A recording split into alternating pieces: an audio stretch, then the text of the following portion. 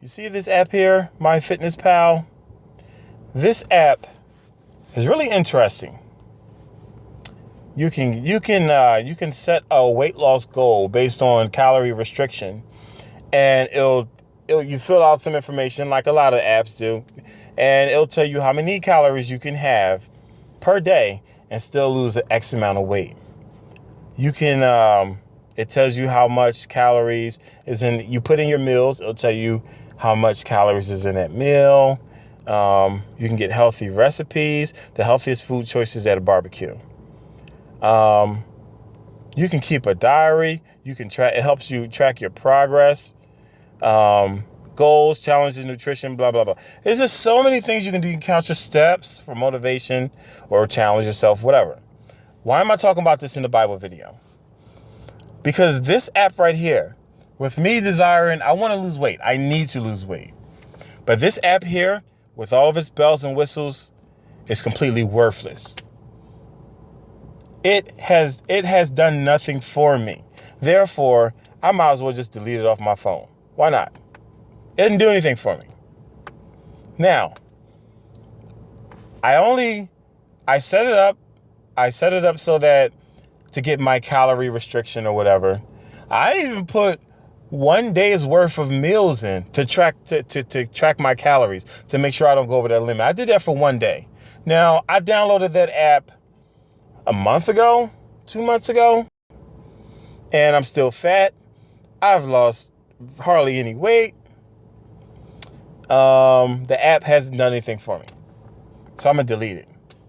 That is the attitude that people have with religion and they have with the Bible, and it's just completely stupid.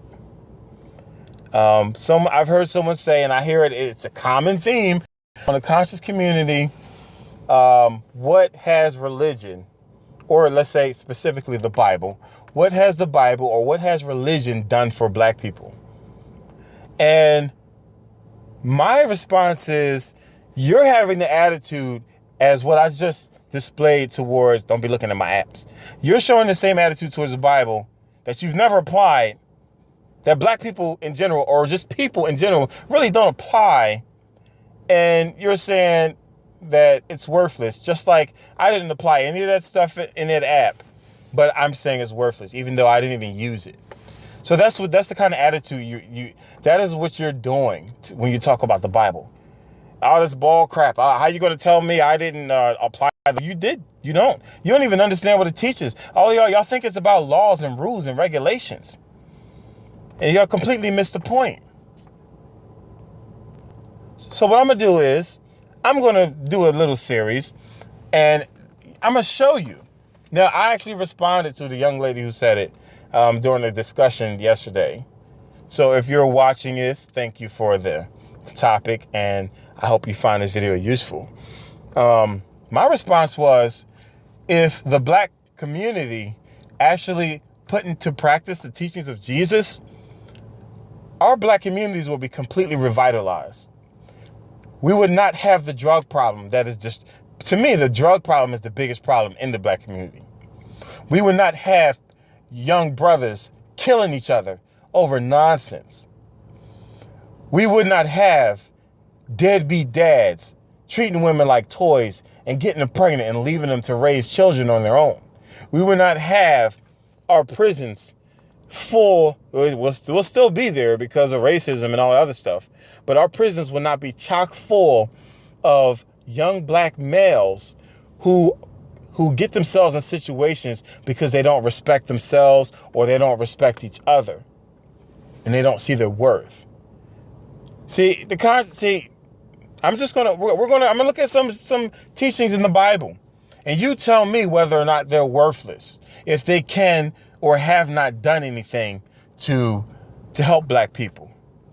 But I'll give you my personal testimony that as someone who used to sleep around with women thinking that's what made me a man, I no longer do that because of the Bible and what it teaches about how I ought to treat women and how they ought to be, and just people in general, and how each person has a certain value to them given to them by God. And by marring that value or devaluing that person, it's a direct disrespect to God. Because of that religion, and you may say that's not a religious thing. It is. It's in the Bible. That's where I got it from. And it makes sense. And I'm trying my best to apply it. I know it changes how I view myself. I used to be almost suicidal and I used to hate myself. And because of the same teachings because of the gospel message, because of what the Bible says about being made in the image of God, I no longer hate myself. I hate some things about myself, but now I'm no longer suicidal. I'm striving to actually improve myself and to actually have an impact in the community. Whereas before, I just withdrew from society and I didn't want anything to do with anybody because of the view I had of myself. Oh, that's a psychological thing or mental thing. That's not a religious thing. Well, guess what? I'm giving you my testimony of what has changed me. There are people who stopped doing drugs. There are people that stopped selling drugs. There was a guy I know who's a popular rapper. He used to be heavy into prostitution. He had a nice little harem going and he made money. He used to pay for his studio money with prostitutes. And that's the business he ran until he cracked open that Bible and dove in. And now he saw what he was doing to his sisters. And he makes videos. He makes videos challenging sisters to know their worth. And he makes videos challenging brothers. What are you going to do in this situation when you have a young woman who's vulnerable? He challenges other people and he talks about how he was and how wrong it was and the impact it has. But anyway, let's look at some scriptures. Galatians 6. This is the first one that came to mind. This is, there's no particular reason why I started here other than this one. I'm going to read this and you tell me whether or not it's useful or if it's worthless or what impact it can or cannot have in the black community. Brethren, if anyone is caught in any trespass, you who are spiritual, restore such one in a spirit of gentleness, each one looking to yourself, so that you too will not be tempted. Bear one another's burdens, and therefore fulfill the law of Christ. Now let's take a look at this for a second. If anyone is caught into a trespass, you who are spiritual, restore such a one in a spirit of gentleness. Meaning, when you see your brother struggling or your sister struggling, you go out and you help them. If you see them going on a bad path, you step in and intervene. You step out of your comfort zone. You actually give a damn about that person and you actually love them with action. Now, it says, look to yourself so that you too will not be tempted. Now, that could mean so that you're not tempted to be self-righteous and to beat them over the head and act like you're better than them. It could also be to make sure that you don't allow them to bring you down and like get you involved in whatever they're doing and pull you off your right path. But it says do one in a spirit of gentleness. You see the image a lot of times is of self-righteous people yelling at people and acting like they're so special and so holy and the person they're preaching to is so terrible. But look at this. Imagine if anytime we saw someone in the black community that was headed the wrong way, that we cared enough, that we took a personal responsibility to get involved and to try to restore them in the spirit of gentleness. That don't mean passive girliness, but kind of you treating that person with respect. And at the same time, we're making sure we're not self-righteously judging that person and that we're making sure that we're not going to say, hey, I'm going to go talk to this person or try to get involved with this person because they need some guidance. And then you allow them to pull you down into whatever mess they're in. This is worthless. This is Christianity has nothing to offer. Religion has nothing to offer. Well, that's different. That's just community. That's not a religious thing. I can just hear people saying that now. But look, this is what the religion that you say is worthless, that you say it has nothing for us. That is what this religion teaches. So you tell me what kind of impact would this have on the black community if we put this into practice, either positive or negative? Now, it says, bear one another burdens, therefore fulfill the law of Christ. But wait a minute. I thought Christianity was a bunch of man-made rules and laws that was designed to get your money and keep you from having pleasure or whatever. Why would this person say that bearing one another's burdens is fulfilling the law of Christ? Matthew 22:34. But when the Pharisees heard that Jesus had silenced the Sadducees, they gathered themselves together. So you had two groups of religious people debating, and Jesus silenced the one group. He basically, he answered their questions, and basically he proved them wrong. They couldn't answer them. So the Pharisees came to him. One of them, a lawyer, asked him a question, testing him. Jesus, which is the greatest commandment in the law? And he said to them, which is Jesus, and Jesus said to him, you shall love the Lord your God with all your heart, with all your soul, and with all your mind. This is the great and foremost commandment. The second is like it. Love your neighbor on yourself. Love your neighbor as yourself. On these two commandments depend the whole law and the prophets. Now, so that's why in Galatians it says, carry each other burdens, and by doing so, you'll fulfill the law. Because he's talking about this right here. And then the other parts of the Bible, other writers, they say the entire law is summed up in one command: love one another.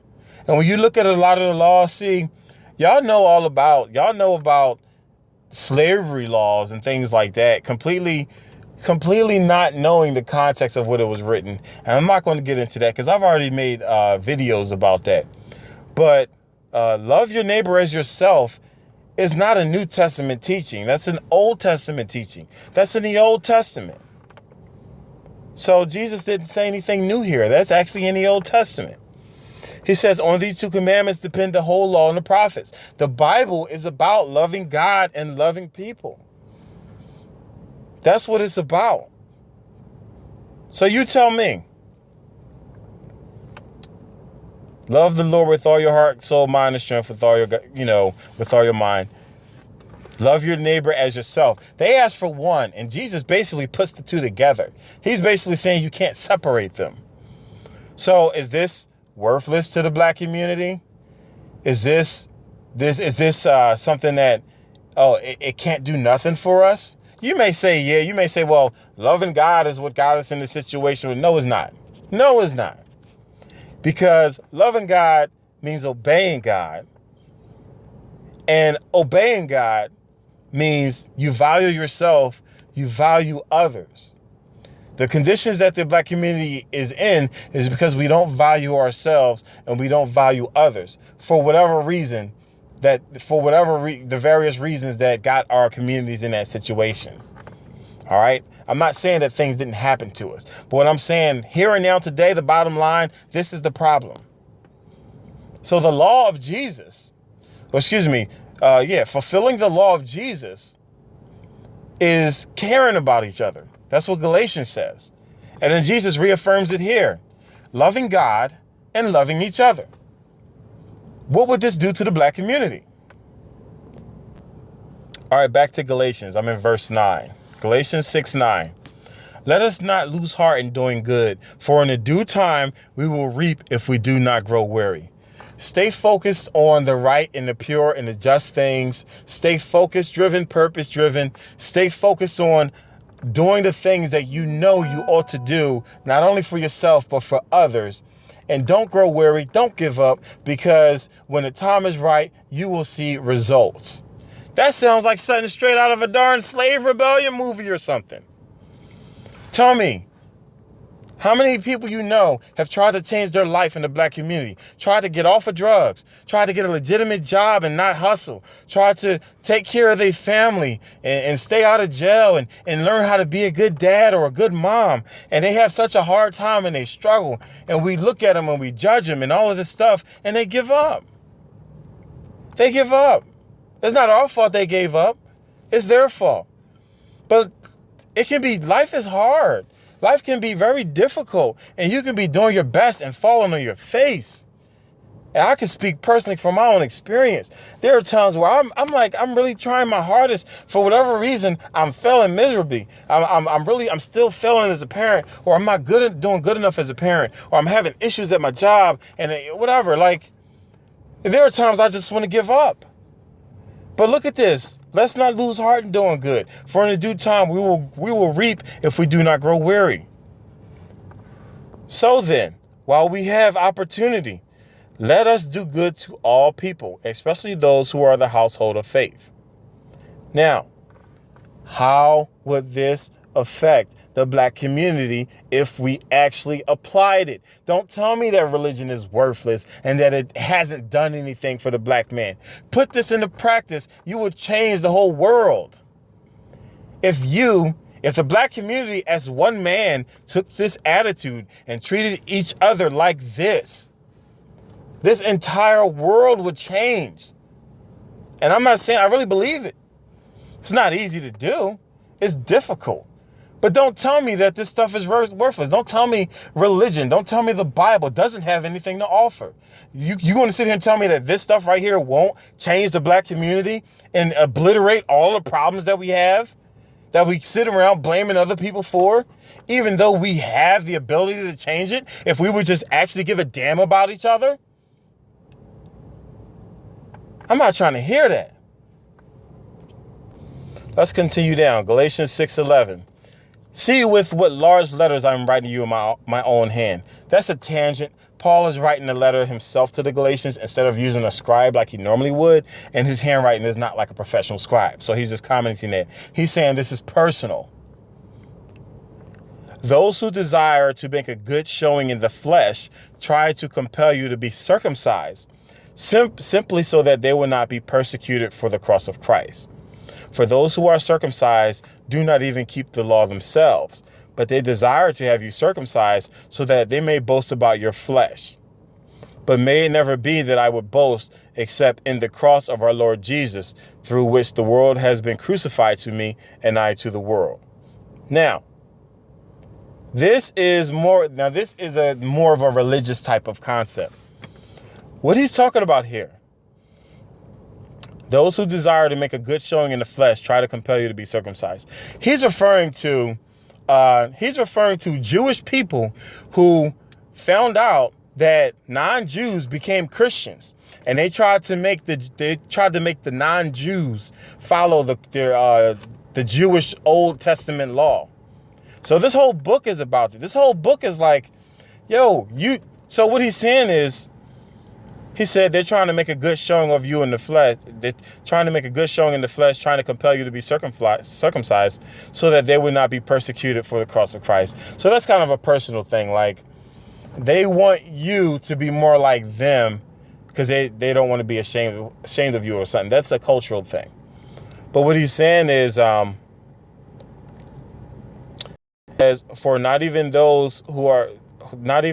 for those who are circumcised do not even keep the law themselves, but they desire to have you circumcised so they may boast in your flesh. How does that apply to today? What he says, for those who are circumcised do not even keep the law themselves. The religious people of the time, and I'm using modern terms for anyone who's familiar with the story, the religious people were trying to get the other people to be religious, even though they don't keep the religion themselves. So, and by keep the religion, mainly like the ceremonial things. Like, you got to go to church, like that kind of thing. You got to go to church. You can't eat this. You can't do that. Sound familiar, right? Paul's saying that's stupid. Paul's saying that's stupid. The whole book of Galatians is like, why are you letting people put unnecessary restrictions on you? You are free in Christ. You have a relationship with God directly from God. God has provided a way for you to have a relationship with him. But these religious people are trying to get you to be like them because they put so much pride in their works.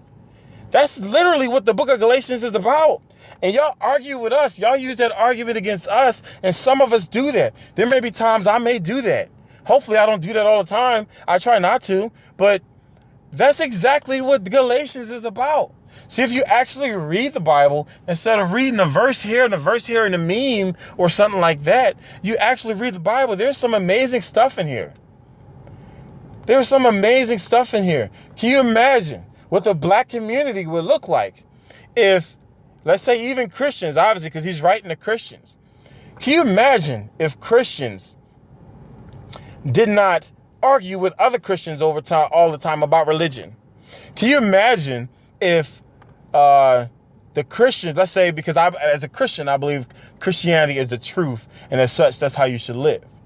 But can you imagine if my intent in sharing the gospel with people, black people, because that's the topic, can you imagine if I have the mentality that, look, I believe that Christianity is the proper way to understand God and to understand life, but I have to be careful not to push things on people that is like just kind of my personal thing and not what God actually says.